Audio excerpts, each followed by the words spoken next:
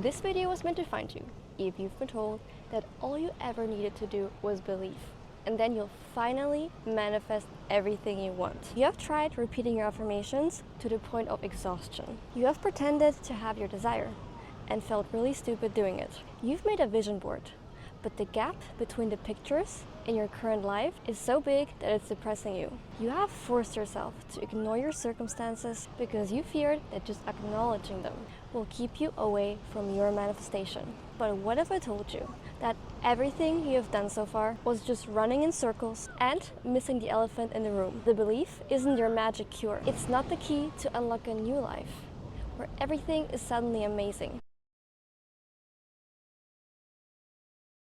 Real manifestation is boring.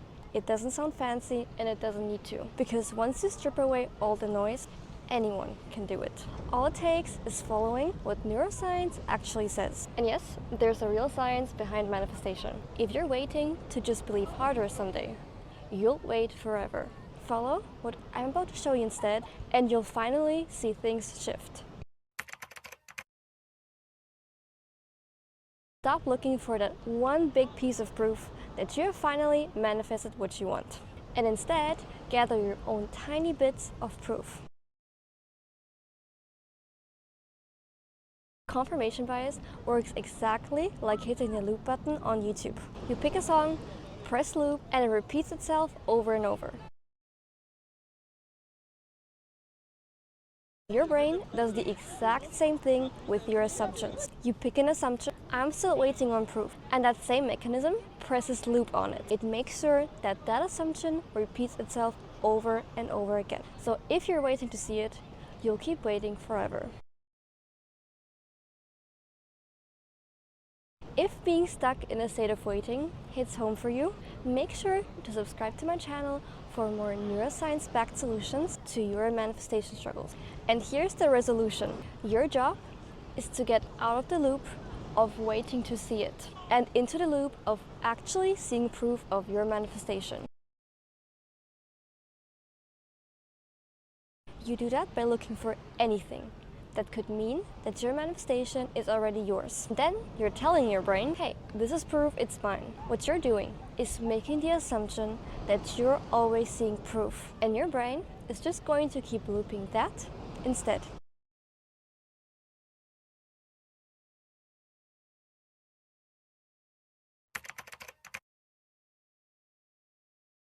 Let's talk about the second hack. This one is especially for you if you have treated affirming as the goal is to convince myself I have something. I'm saying that what you did probably made you feel a lot of resistance. And that brings us to my next point. You can't get what you want by force. You have tried applying force in your life by trying to convince yourself to believe. And that resistance you feel is the effect of this force. The solution is subtle suggestion. So this is where questions come in. And here's why they work. The Zeigarnik effect. When you tell your brain, this is a fact, but it's actually a lie to you right now, you get resistance, doubt, and your brain just isn't buying it. But when you ask a question instead, this happens. Questions linger. Your brain treats an open question like unfinished business, so it keeps working on it in the background, trying to find an answer.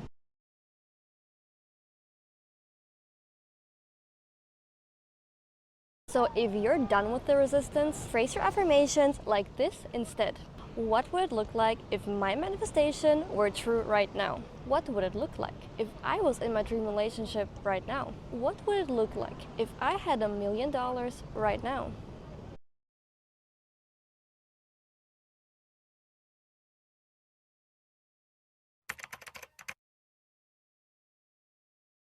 You think that acting as if is pretending you have it and then you'll get it. So why hasn't it worked out for you yet? Let's look at the nervous system science. Pretending is lying. If you want to get something, you have to normalize it. Everything in your life, all your experiences, they're normal to you, right? Your job, your family, your hobbies, to you, they are normal. Because in life, you get what is normal to you. Therefore, normal is the goal. You can't pretend your way into manifesting what you want, but you can rehearse your way into getting what you want. That is acting as if done right. And so many of you guys asked me, how do I normalize it? I'm giving you an exercise here. Number 1, recall a situation that usually triggers you. You're seeing the person who you're manifesting to be in love with you with someone that is not you. Second, think about how you usually react. If you're human, then your reaction will look like this. You panic, you think your manifestation is ruined, you feel deeply uncomfortable, you start doubting yourself and your manifestation abilities. Third, now think about how you would react to that trigger if you in some way had an actual guarantee that your manifestation was already yours. If you had a written promise from God, the universe, or whatever it is, you would know that that specific person only has eyes for you no matter what, no matter who they are with. You would be calm and you wouldn't worry, and you would remind yourself of your amazing relationship. 4, I want you to repeat that reaction. I want you to actually practice it. Because by rehearsing your reaction to your triggers, you are telling your nervous system, look, usually I panic and that means I don't have my manifestation. But from now on, I started being calm and composed because it's just normal for me to get my manifestation. If you're manifesting money or a specific person like the example, I've built a perfectly clear, actionable and complete framework for you, backed by science and focused on normalization in the same style as this video. It's linked below if you're done trying to connect the dots on your own. So to recap, this is what you're going to start doing right now. Stop waiting for proof. Start gathering it. Stop pretending, start rehearsing. Stop forcing affirmations. Start asking questions instead. That's it. That's the manifestation without the noise, backed by science. If you need help implementing this, you can always work with me. Links in the bio. As always, thank you so much for watching. I appreciate each and every one of you, and I will gladly answer all the questions you have in the comments. And I'll see you in the next one.